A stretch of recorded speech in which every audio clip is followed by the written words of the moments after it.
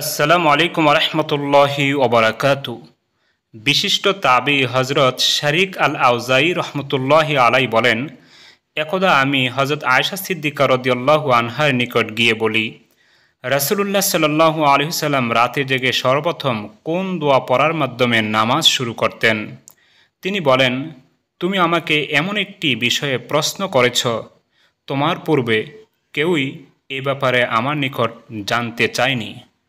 তিনি যখন রাতে জাগতেন তখন 10 বার আল্লাহু আকবার ও 10 বার আলহামদুলিল্লাহ বলতেন, আর সুবহানাল্লাহি ওয়া বিহামদিহি 10 বার ও সুবহানাল মালিকিল কুদ্দুস 10 বার এবং আস্তাগফিরুল্লাহ ও লা ইলাহা ইল্লাল্লাহ 10 বার বলতেন।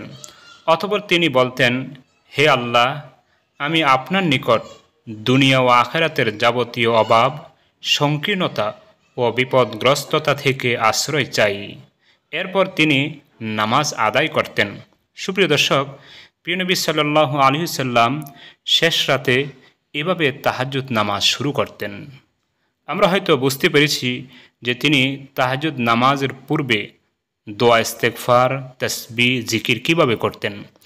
বিশেষ করে ইস্তেগফার, তাসবিহ ও তাহলিলের পর নবী সাল্লাল্লাহু আলাইহি সাল্লাম যে দোয়াটি পাঠ করতেন সেটা হলো, আল্লাহুম্মা ইন্নী আউযু বিকা মিন দীকিদ দুনিয়া ওয়া মিন দীকি ইয়াউমিল কিয়ামাহ।